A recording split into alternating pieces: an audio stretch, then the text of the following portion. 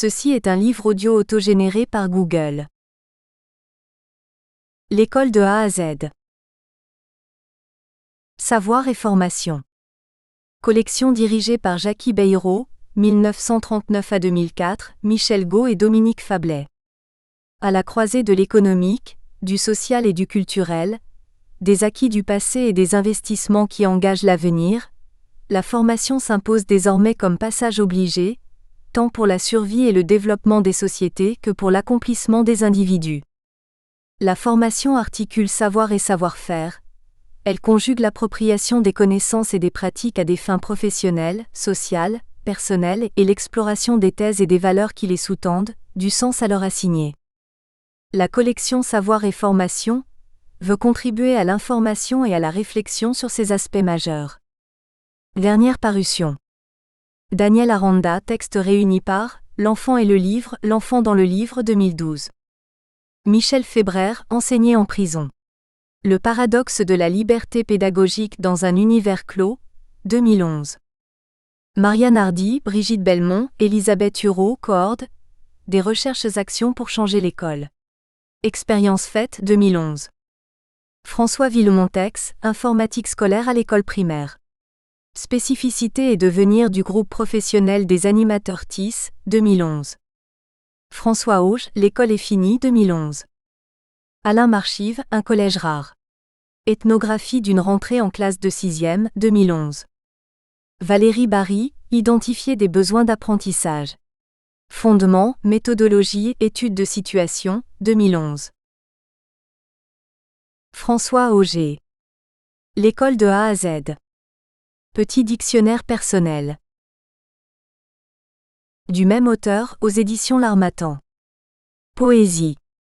Lumière cachée, 2007 Vigne, 2008 Le noyer seul, 2009 Le divan dans les arbres, 2010.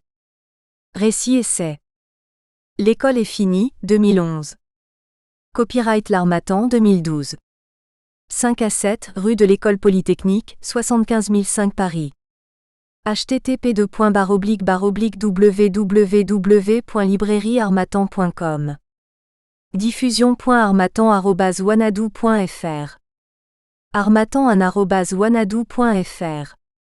ISBN 978 2 296 96 143 2. EAN 9 782 296 961 432. Lettre A.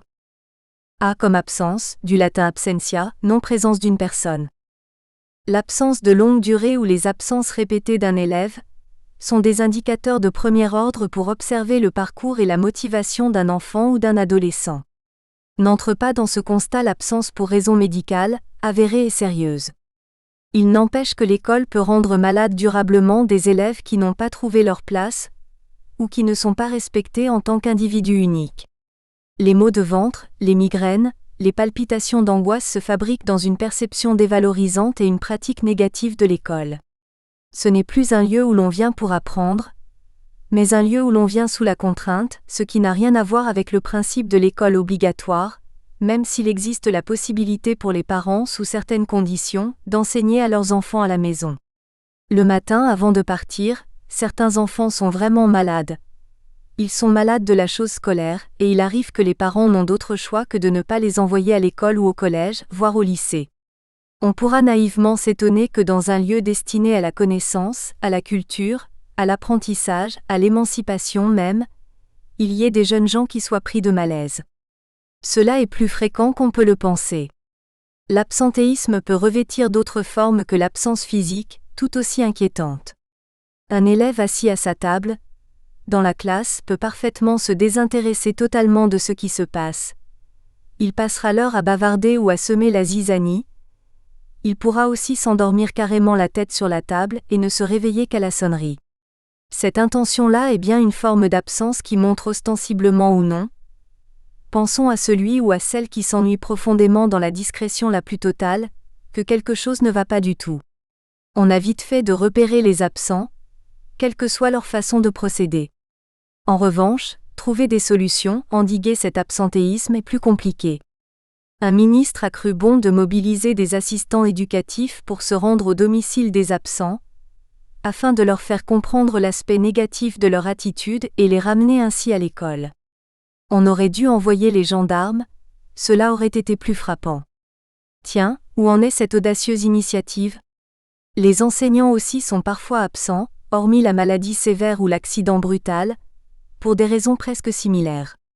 Il y en a peu, très peu même. Pour eux, c'est aussi une souffrance d'aller à l'école, car ils savent que cela ne va pas bien se passer, que ça ne va pas passer, qu'ils vont le plus souvent ne pas pouvoir faire cours sans qu'une partie de la classe ne crée un bazar infernal, un boxon insupportable. Quel regard alors les élèves, mais aussi les collègues, vont-ils porter sur cet enseignant qui se retrouve en perdition ? La solidarité n'est pas aisée. Là aussi, peu de vraies solutions sont trouvées. Souvent ça traîne jusqu'au jour où l'incident devient un accident. Mais il est trop tard. L'enseignant est définitivement absent. L'absence n'a pas une bonne image. Quand un ministre veut créer dans la population un sentiment d'opprobre, il lui suffit d'utiliser cet argument démagogique en citant des chiffres frappants concernant l'absentéisme des enseignants. Il lui suffit de les bidonner quelque peu, et le tour est joué. Pourtant le couple absence-présence devrait nous inciter à penser autrement ce terme d'absence. Sa présence dans notre réflexion mérite que nous explorions les raisons de l'absence, non pas en superficie, mais en profondeur. Car les absents n'ont pas toujours tort. Percevoir et imaginer sont aussi antithétiques que présence et absence. Imaginer, c'est s'absenter, s'élancer vers une vie nouvelle. Gaston Bachelard, L'air et les songes. A comme apprendre, du latin classique apprehendere, saisir, concevoir, comprendre. La langue est bien faite pour avoir mis le verbe « apprendre » dans ses tout premiers mots. Que de discussions, de disputes, de controverses, d'empoignades verbales frisant la violence, et parfois la malhonnêteté, a-t-on commises en son nom. Et pourtant, quelle grandeur et quelle beauté dans cette action d'apprendre. Car il s'agit bien sans l'ombre d'un doute, d'une activité qui met en jeu l'individu dans toutes ses composantes, intellectuelle, sentimentale, émotionnelle, physique, irrationnelle même. Il y a bien un mystère dans l'acte d'apprendre, dans l'apprentissage, un mystère pour la simple raison qu'il est assez compliqué de savoir exactement ce qui se passe dans la tête et le corps de celui qui transpire pour s'approprier une notion, une compétence, une technique spécifique. Depuis l'aube de la pédagogie, d'éminents chercheurs se sont échinés à comprendre comment un individu parvenait à intégrer une nouvelle connaissance. Il y a aujourd'hui des théories très élaborées, qui donnent des réponses et des pistes d'une grande richesse. Citons de façon subjective André Giordano qui a développé le concept d'allostérie, notion d'essence biologique appliquée à la recherche sur l'apprentissage. On apprend au travers de ce qu'on est, énonce-t-il, signifiant ainsi la dimension unique de l'acte d'apprendre, chacun ayant son capital cognitif, sa culture personnelle, à partir de laquelle il va construire un savoir. Celui qui apprend, dit Giordano, est le véritable inventeur de sa formation. Mais alors, à quoi sert celui qui enseigne ?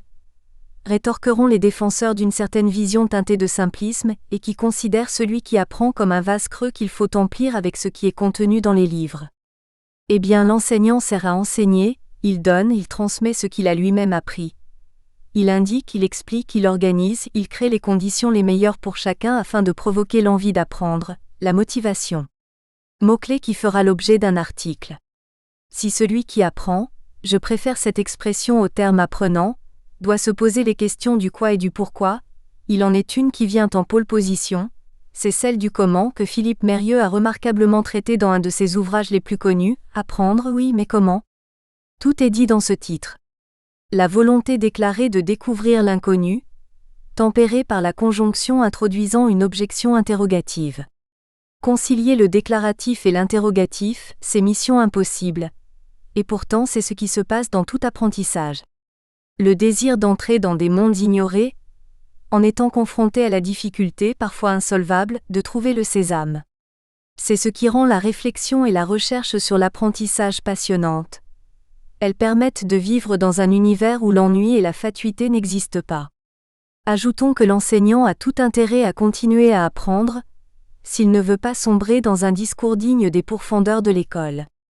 Il peut apprendre tout simplement en restant curieux, à l'affût de l'inattendu.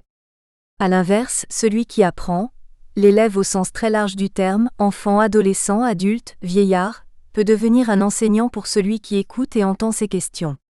Dans cette interaction se situe probablement une des dimensions de l'acte d'apprendre. Essayons pour concrétiser cela de nous interroger sur un acte essentiel que nous avons tous entrepris, celui d'apprendre à lire. Qu'avons-nous fait? Pourquoi l'avons-nous fait? Et surtout comment l'avons-nous fait? Apprendre ressemble à l'univers, son espace est toujours en formation. Maître de philosophie. Que voulez-vous donc que je vous apprenne? Monsieur Jourdain. Apprenez-moi l'orthographe. Maître de philosophie. Très volontiers. Monsieur Jourdain. Après vous m'apprendrez l'almanach, pour savoir quand il y a de la lune et quand il n'y en a point. Molière, le bourgeois gentilhomme. A comme autorité, du latin auctoritas de auctor auteur. L'autorité est la pire et la meilleure des choses. Tout dépend de la façon dont on la conçoit, dont on en fait usage. Il y a ceux qui confondent autoritarisme et autorité, et s'assimilent à une espèce d'impérator sans sceptre mais avec un pouvoir de nuisance quand même certain. Il y a ceux qui font référence à un âge d'or mythique où les élèves étaient tous à l'ordre, le petit doigt sur la couture de la blouse grise ou pour les mieux lotis sur la couture de l'uniforme, qu'il soit civil ou militaire. Ceux-là vivent dans la nostalgie d'une époque qu'ils ont reconstruite comme étant quasi parfaite. Cela leur évite d'affronter la réalité, de se poser des questions au présent, d'être des acteurs plutôt que des contempteurs fascinés et vaguement ahuris de ne pas comprendre ces élèves qui manquent de respect. Socrate, déjà en son temps avec sans doute quelque ironie, vilipendait ces élèves trublions qui n'acceptaient pas l'autorité du maître. Mais de quelle autorité parle-t-on? Si c'est de celle qui consiste à avoir devant soi une classe figée, au garde à vous, qui annonce des réponses préfabriquées, mieux vaut passer son chemin. Cette autorité-là repose sur une conception fermée de la communication. L'émetteur connaît les réponses et il veut entendre ces réponses-là et pas d'autres. Si en revanche l'autorité est celle qui consiste à placer l'élève dans les meilleures conditions pour être acteur, pour s'exprimer, pour questionner, pour se tromper, alors on bascule dans un autre monde où le maître accède à la légitimité de son titre, car c'est lui qui permet à tous de donner le meilleur de soi. Cette voie-là est certes la plus complexe. Cette ouverture, cette empathie, à ne pas confondre avec la sympathie, cette disponibilité, exige du maître des qualités humaines certaines qu'il devra travailler en permanence. Dans cette relation enseignant-enseigné, c'est le mouvement qui donne la clé de sol et non la stabilité. Non pas le mouvement incontrôlé qui consiste à travailler en groupe, en laissant les élèves sans consignes précises de comportement et de méthode, mais en fixant un cadre suffisamment clair pour que chacun comprenne que l'intérêt personnel ne peut être entendu que si l'on prend en compte l'intérêt général. Autrement dit, il ne faudra pas hésiter à mettre le resquilleur devant son attitude négative, et à le sanctionner s'il refuse la règle commune. Sur le papier, c'est évidemment facile à dire. Dans l'action, bien d'autres paramètres entrent en jeu, la modulation de la voix, les gestes, la démarche corporelle, le regard. Un dérapage verbal, une mimique incontrôlée peuvent, d'une pichenette, ramener l'incident à un affrontement stérile entre les murs. Beaucoup d'enseignants essaient de se prémunir contre toute possibilité de réaction. Un de leurs premiers réflexes, c'est de rejeter en bloc toute autre disposition des tables de la classe qui ne soit pas en rang d'oignon, en rangée militaire, au milieu desquelles on peut passer comme dans une revue d'inspection. Il y en a même qui vont jusqu'à séparer chaque table l'une de l'autre comme dans une session d'examen. Travailler avec des dispositions en hémicycle ou bien en U, leur est absolument insupportable. Et si cette armée déployée s'avançait sur eux pour les étouffer? Les élèves sont demandeurs d'autorité. Paradoxalement. On le voit bien lors des réunions dont c'est le sujet, ou lors des conseils de classe.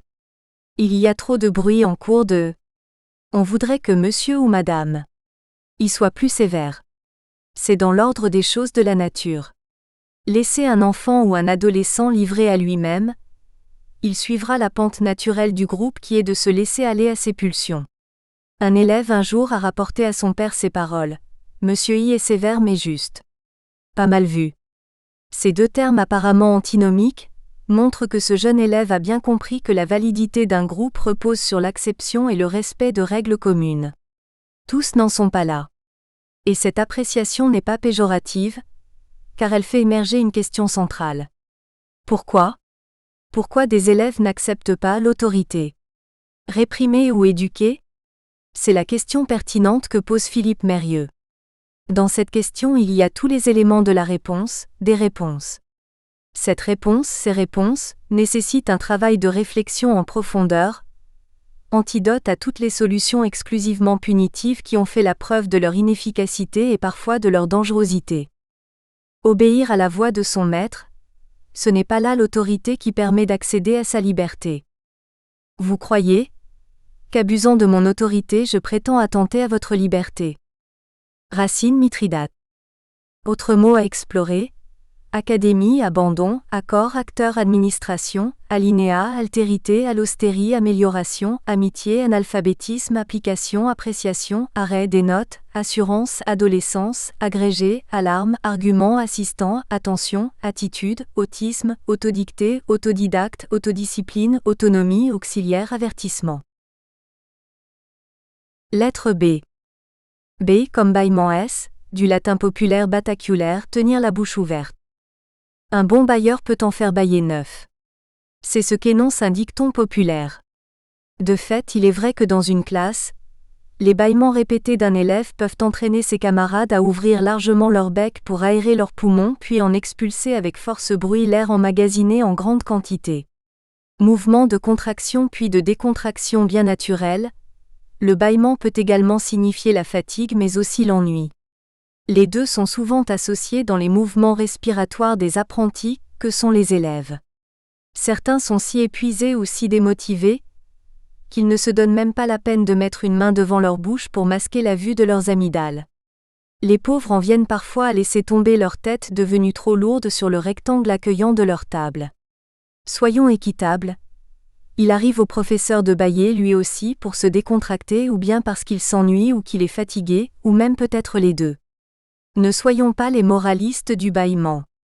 Sachons voir dans cette manifestation si humaine les signes de la nécessité d'une pause, d'un autre regard sur l'activité de la classe.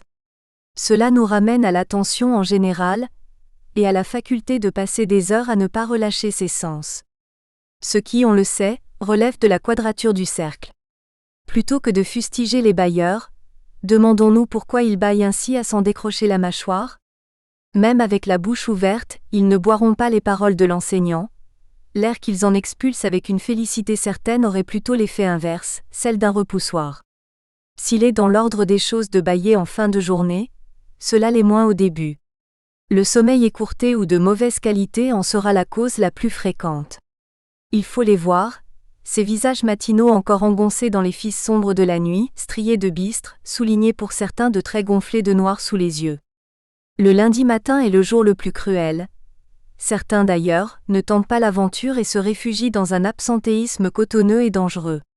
Ceux-là risquent de se réveiller avec une gueule de bois carabinée. À force de s'écouter bâiller, ils deviendront sourds au bruit de la vie qui les attend. Et pourtant, qu'il est joli, ce petit chapeau circonflexe sur le has de bâiller. Il ressemble à un toit protecteur, à une peau précieuse qui nous garantirait contre les effets destructeurs des éléments déchaînés.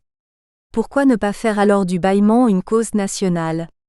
Pourquoi ne pas utiliser ce mouvement respiratoire naturel comme un geste protecteur ? À la fois parce qu'il indique un état, mais aussi parce qu'il peut être utilisé comme geste qui apaise et revivifie. Chacun sait que l'art de respirer fait partie de pratiques millénaires que l'on retrouve dans des pratiques comme le yoga, le tai chi, le qigong. Avoir un regard sur la posture du corps et ses mouvements intérieurs dans l'acte d'apprentissage n'est pas encore à l'ordre du jour, même si ça et là il y a quelques tentatives, surtout en maternelle. On bâille peut-être parce que l'on manque de souffle, parce que l'on manque d'air, d'oxygène, pour aérer nos cellules grises qui étouffent sous le poids insupportable des informations qu'elles emmagasinent. Loin d'être un terme péjoratif, le bâillement doit devenir un ami avec qui l'on doit converser, un ami qui nous veut du bien assurément puisqu'il nous dit que nous manquons d'air. D'aucuns, c'est vrai, ne manquent pas d'air, mais c'est là une autre approche qui n'a rien à voir avec le bâillement. Bâiller, c'est actionner la soupape de sécurité qui nous évite d'exploser, d'étouffer. Ce congé donné à l'esprit d'attention et de dispute, comme l'écrit si bien Alain, est une fenêtre ouverte sur le grand air, indispensable à notre liberté. La princesse Séniavine, qui superbe, cachée sous son éventail d'ébâillements de panthère. Anatole France, le lys rouge. B comme BS, peut-être du Francique Biquild et. Il n'y a presque plus de billes dans les cours de récréation des écoles primaires. Nostalgie. Jadis, chacun possédait son sac de billes, billes en plâtre peint, billes en verre, agates, boulets, calots, petites boules, grosses boules qui prenaient des allures de bijoux imprenables. Le but était pour tout joueur de billes normalement constitué d'étoffer son trésor aussi bien en quantité qu'en qualité. C'était le temps des culottes courtes, des chaussettes en laine et des blouses grises, des galoches ou des brodequins. On traçait avec un bâton sommaire un triangle sur le sol terreux de la cour, puis on plaçait des billes aux 3 sommets. Il fallait essayer de dégommer les plus intéressantes, chaque groupe avait sa propre règle, la tricherie et la mauvaise foi faisant partie des variables d'ajustement. Parfois, après l'école, sur le chemin du retour, quelques bagarres pouvaient éclater pour réajuster le résultat. Ce n'était pas bien grave, on rentrait avec une poche arrachée et une oreille froissée, et surtout on ne disait rien aux parents, on inventait une histoire à laquelle ils ne croyaient pas. La vie avait cette rude saveur qui fabrique des souvenirs qui s'embellissent avec la fuite du temps. Les filles jouaient peu aux billes, c'était une joute entre garçons, un combat sans grand danger, mais qui distillait quand même cette idée que le bien du voisin peut devenir un objet de conquête. Il y avait parmi les possesseurs de billes des collectionneurs, des garçons qui préféraient échanger quelques beaux spécimens contre d'autres beaux spécimens qu'ils n'avaient pas encore dans leur coffre secret. Cela se comportait plus en esthète qu'en conquérant à la soif inextinguible. Dans le roman de Joseph Joffo, Un sac de billes, un camarade de classe de Joseph, Zerati, échange son sac de billes contre son étoile jaune qu'il trouve superbe. Pour lui, c'est comme une décoration. Mais ce n'est pas l'avis des autres élèves de la classe qui répercute bien le racisme de leur entourage, encouragés par l'attitude neutre de M. Boulier, leur instituteur. À la récréation, en quelques secondes, Joseph et son frère Maurice se retrouvent au centre d'un cercle de visages haineux, de bouches tordues qui les traitent de youpins. En quelques secondes, leur vie a basculé dans le monde des adultes. Il est bien fini, le temps des billes et de l'innocence. Plus jamais, la petite boule en terre cuite, au vernis éraflé mais si jolie, ne roulera sur le sol de la cour d'école. La bille préférée de Joseph est justement une de ces petites billes en terre. Il la garde au fond de sa poche. Il est bon d'avoir la terre dans sa poche, dit-il, les montagnes, les mers, tout ça bien enfoui. La bille est le jouet d'un temps révolu. Elle reste cependant le symbole d'une certaine idée du jeune âge, un objet dont la qualité principale est de faire rouler le rêve dans des yeux à peine dessillés. Tant que l'on a des billes dans ses poches, il ne peut rien nous arriver, tout du moins, c'est ce que l'on peut penser. Elles font office de talisman, de sphère magique qu'il suffit d'envelopper de la paume de sa main pour que la peau vibre sous la rondeur chaude de ce concentré d'enfance. Ainsi, les billes disparues de l'enfance ressemblent à des paroles perdues dont la quête inconsciente nous accompagne dans les moments les plus sombres de notre existence. La bille au creux de ma paume tremblote un peu. Je tire les yeux ouverts. À côté. Joseph Joffo, Un sac de billes. B comme bulletin, de l'ancien français bullette, de bulle, seau avec influence de l'italien bollettino, billet. Sans bulletin trimestriel, ou même bitrimestriel pour les plus acharnés, comment fonctionnerait l'école ? Les notes, les appréciations, les remarques diverses sont la nourriture préférée d'une bonne partie des enseignants. C'est la carotte qui décore le bâton. Mais les élèves aussi aiment les notes. On les a habitués à les aimer quand elles sont bonnes essentiellement. Comment pourrait-il en être autrement ? Les parents aussi en sont friands. Cela leur permet de suivre les performances de leurs enfants. Égard au zéro en orthographe, hantise séculaire de toutes les générations. Certains bulletins méritent que l'on s'y attarde, soit par la qualité des commentaires, cela arrive, soit par leur banalité et la pauvreté de leurs propos. Le peut mieux faire a encore de belles années de prospérité devant lui. Un principal de collège avait trouvé une formule quasi magique, car elle s'appliquait à un grand nombre de cas, surtout les plus désespérés. Harmonisez vos résultats, énonçait-elle. L'ironie douce parfois n'était pas loin, mais c'est bien sûr l'injonctif aux sonorités musicales que l'on retenait. L'harmonie, c'est beau, l'harmonie municipale aussi. Ah ! Combien les mots recèlent de baume pour envelopper ce qui n'est pas dissible. Dans les classiques inoxydables, il y a le célèbre « assez satisfaisant », l'adverbe agissant ici comme un refroidisseur efficace pour ôter à l'adjectif satisfaisant sa rondeur débonnaire. Peu et moyennement jouent sensiblement le même rôle. Quant à très, c'est le nec le plus ultra. Somme toute, le champ lexical du bulletin scolaire est assez restreint. Une fois que l'on y a passé en revue les résultats, le comportement, les bavardages, l'attention, la discipline, on a fait le tour de la question. Ou plutôt on a donné une réponse, sans vraiment avoir posé sérieusement la question. Bien qu'une évaluation sérieuse d'un socle de compétences à l'échelle européenne commence à émerger difficilement, on en reste massivement à une évaluation, dans le meilleur des cas, sommative et très rarement formative. On se situe dans un mouvement arrêté, alors que l'intérêt de l'évaluation réside dans la capacité de progrès et d'amélioration de tout individu quel que soit son niveau. On sanctionne plus que l'on projette. Réflexion entendue un jour dans une salle des professeurs. Dis-moi, t'aurais pas un exercice facile que je pourrais donner à mes élèves pour que je leur mette une bonne note? Mettre la charrue avant les bœufs laisse le champ dans un état primitif, intéressant certes pour un géographe, mais sans effet pour la nourriture qu'il pourrait générer. Quelquefois on trouve de superbes erreurs d'orthographe, même avec les correcteurs d'ordinateur. Cela fait un peu désordre quand il est question d'être plus attentif et de bien d'apprendre ses leçons. Une main amie peut venir à passer dans ce champ mal cultivé et réparer le sillon défectueux. De plus en plus, les bulletins sont informatisés et les plus anciens regrettent ce temps où la plume et la graphie donnaient au texte du bulletin quelque chose de terriblement humain. On reconnaissait la patte de Madame I ou de MX quand le bulletin arrive à la maison. La météo peut se gâter. Il faut sortir les cirés et les bottes pour ne pas être noyé sous un flot de paroles orageuses. Ce n'est pas toujours le cas, quels que soient les résultats. Alors une discussion serrée mais intelligente peut débuter. Avoir un mauvais bulletin est une chose, être un imbécile en est une autre. Les élèves ne sont pas des bulletins de notes.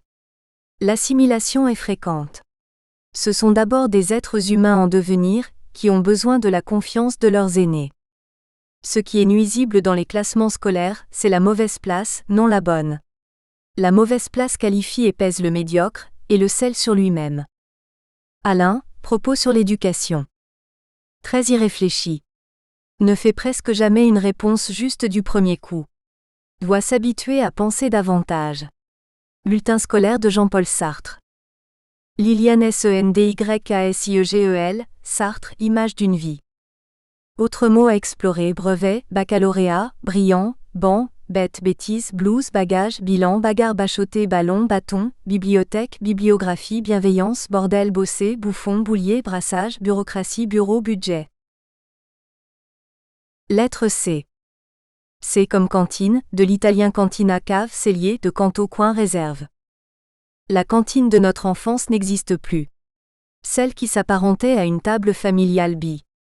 On y apportait les produits de la ferme, les œufs, les lapins, les pommes de terre, et la cantinière, qui ne connaissait pas encore les normes draconiennes en matière d'hygiène, s'arrangeait pour que ses petits hôtes ne soient jamais malades après avoir mangé sa cuisine. Aujourd'hui, les selfs ont remplacé les cantines, la gestion en est assurée par des personnes en blouse blanche, aux mains gainées de gants transparents. Dans certains de ces selfs, l'entrée est délivrée par un lecteur biométrique. Il faut poser sa main sur un écran afin d'être reconnu et ainsi pouvoir passer. Pire que pour entrer dans les sous-sols de la Banque de France. Parfois la nourriture y est remarquable, quand le chef ne se contente pas d'être un simple organisateur, mais un véritable cuisinier qui fabrique des plats comme si c'était pour lui et sa famille. Un type bien, quoi.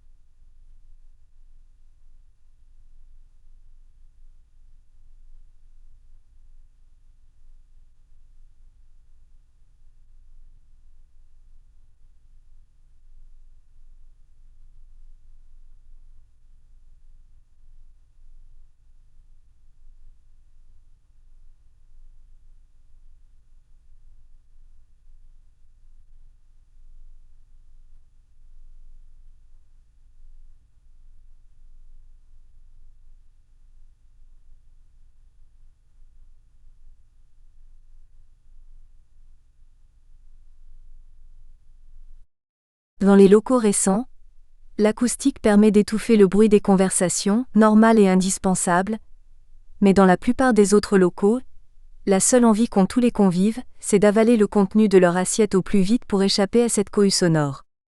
Bien manger, et dans de bonnes conditions, est un préalable indispensable à tout bon apprentissage.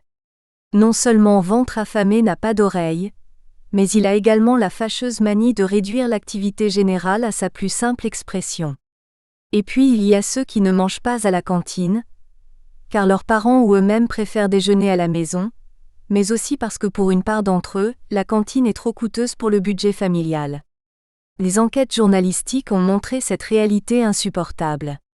Les adolescents qui n'avaient dans le ventre que quelques biscottes beurrées trempées dans un café au lait, pour affronter la journée d'école, de collège ou de lycée. Dans notre beau pays, la France. Étrangement, cette anomalie sociale, désormais, ne fait guère les gros titres. Pour certains, la cantine, c'est le fast-food du coin, le Big Mac ou le sandwich que l'on ingurgite sur un banc public, arrosé d'une boisson aux vertus sucrières et excitantes, et le tour est joué. On fabrique des générations de mal nourris, prédisposées à une obésité durable quand elle n'est pas la cause de maladies handicapantes. Dans un pays où l'agriculture est un des piliers de la société, il existe encore des milliers d'enfants et de jeunes gens qui mangent mal ou qui ne mangent pas à leur faim. C'est à n'y rien comprendre. Cependant, même ceux qui mangent mal possèdent un téléphone portable. Ils pourront toujours commander une pizza. Naguère, au début du XXe siècle et jusque dans les années 40, le repas des écoliers de l'école primaire se déroulait autour du poêle à bois qui faisait office de cuisinière. Certes, le repas était frugal, souvent à base de pommes de terre, de viande en ragoût que l'on réchauffait, de fromage de chèvre et de fruits de saison, mais ce partage masticatoire tissait plus de lien social qu'un long discours démagogique sur les vertus de la biométrie appliquée à la restauration des élèves pour gérer les flux des consommateurs. La richesse n'était pas matérielle mais humaine, et l'instituteur n'était pas en reste quand, durant les journées froides de l'hiver, il rapportait de chez lui, il habitait sur place, une casserole fumante contenant du lait chaud parfumé avec du banania. C'était une vie qui ne se disait pas, elle se vivait simplement. Tout cela est bien terminé. Les cantines sont devenues impersonnelles et sans odeur. Aussi était-il du bivouac, et mangeait-il à notre cantine au hasard de notre fourchette. Jules Vallès, le bachelier. C'est comme craie, du latin creta argile. La craie qui crissait sur l'ardoise donnait sans doute des élancements aigus dans la tête de la maîtresse quand elle entendait ces brusques traits tracés à la hâte, après que la multiplication eût été donnée comme nourriture au cerveau attentif. Ensuite chacun levait son ardoise en direction de l'institutrice pour lui montrer le fruit de sa cogitation en calcul mental. Robert Doisneau a immortalisé ces gravures obligées de l'école d'avant. Aujourd'hui, les ardoises n'existent presque plus, même si quelques maîtres et maîtresses l'ont réhabilité comme outil participatif. La craie, elle aussi, connaît ces derniers jours depuis que les tableaux blancs et les feutres ont fait petit à petit leur chemin, eux-mêmes prochainement remplacés par des tableaux informatisés sur lesquels on écrit et on pianote avec un crayon optique, tout en faisant apparaître toutes les ressources de l'intelligence en ligne, la meilleure comme la pire. Quand le tableau était noir, et non vert comme dans les dernières années de son règne, les blouses étaient grises et la classe sombre, même avec les lampes jaunâtres allumées.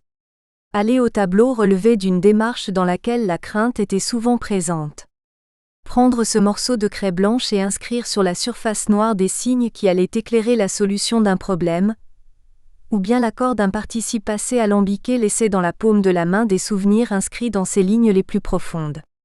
En cas de bourde de l'exécutant, la classe éclatait d'un brouhaha amusé et moqueur qui se dissipait sous les vents mauvais de la grosse voix du maître. Il n'était pas rare qu'un écolier oubliât de la casser en deux avant d'écrire, afin qu'elle ne se brise pas pendant qu'il écrivait.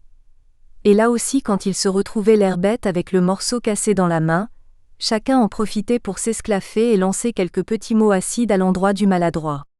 La marque de la craie restait sur les doigts, sur la blouse, quand un camarade y avait écrit dans le dos un mot peu flatteur, généralement en 3 ou 5 lettres. La craie pouvait devenir un projectile aux effets sans danger, même quand c'était le maître qui, d'un tir appuyé, visait le contrevenant. En cas d'incompréhension du fautif, il s'emparait, dans les grandes occasions, de la brosse à effacer, à la semelle de feutre mais au dos en bois, ce qui pouvait avoir pour conséquence la naissance d'une bosse sur le front. Ce n'est plus en 2009 qu'un maître oserait accomplir ce geste. Il pourrait se retrouver embastillé. La craie servait aussi à communiquer ses sentiments, amoureux ou belliqueux, en utilisant comme support les poteaux du préau ou bien les portes des cabinets, quand ce n'était pas le bitume au reflet noir de la route qui bordait l'école. La craie était l'objet de tous, l'objet populaire par excellence. Sa blancheur tendre appâtait l'apprenti vers le tableau noir. Il savait que ce bâton inoffensif ne pourrait lui faire de mal. Et puis il était si facile d'effacer la lettre ou le chiffre fautif d'un mouvement léger du bras dans lequel la blouse devenait le chiffon de la virginité. Effacer le tableau n'était pas une corvée mais une tâche hautement symbolique. C'était dans certains cas une récompense accordée à l'écolier méritant, et dans lequel on avait entière confiance concernant ses compétences d'effacement. Quant aux craies de couleur, elles étaient réservées aux maîtres seuls, qui en usaient avec efficacité lorsqu'ils traçaient des cartes géographiques aux veines bleues et à la peau bistre ou verte. La craie rouge, bien sûr, accompagnait les leçons d'orthographe et de grammaire pour mettre en exergue ces sujets, ces verbes, ces adjectifs qui dansaient une sarabande infernale dans les têtes saturées de connaissances. Venait le soir libérateur. Le tableau serait épongé, laissant çà et là des traînées blanchâtres qui seraient bientôt recouvertes dès le lendemain. Le palimpseste était sans fin. Et les vitres redeviennent sable, l'encre redevient eau, les pupitres redeviennent arbres, la craie redevient falaise, le porte-plume redevient oiseau. Jacques Prévert, page d'écriture. C'est, comme culture, du latin cultura de cultum, cultiver. La culture à l'école. Les deux mots devraient se comporter tels des alliés tant ils sont faits pour s'entendre. Et pourtant on aurait tendance à les considérer comme étant la figure de l'oxymore, cette alliance de mots contraires. De quelle culture parle-t-on quand au moins 15% des élèves entrent au collège avec de sérieux problèmes de lecture ? Cela ne signifie pas qu'ils n'ont pas de compétences en lecture, mais que ces compétences sont très restreintes et ne leur permettent pas d'aborder des textes complexes. Petit à petit ce pourcentage pourrait bien enfler, et créer une école à deux vitesses. Restaurer la culture de l'oral, découvrir la littérature orale pourrait être des passerelles attrayantes pour revenir à l'exploration réelle des textes fondateurs mais aussi de tous les autres y compris les plus récents de notre civilisation et des autres civilisations, la culture selon Kant. Acquérir des connaissances, des savoir-faire, développer un savoir-être en même temps qu'un sens critique, c'est forger la clé qui permettra de s'intégrer dans la société. C'est ayant parcouru et observé les grands repères des temps présents et passés, partager une histoire commune, avec pour objet son analyse la plus ouverte, sans exclusive idéologie. Nous espérons que vous avez apprécié cet aperçu. Pour continuer à écouter ce livre audio sur Google Play Livres, utilisez le lien dans la description de la vidéo.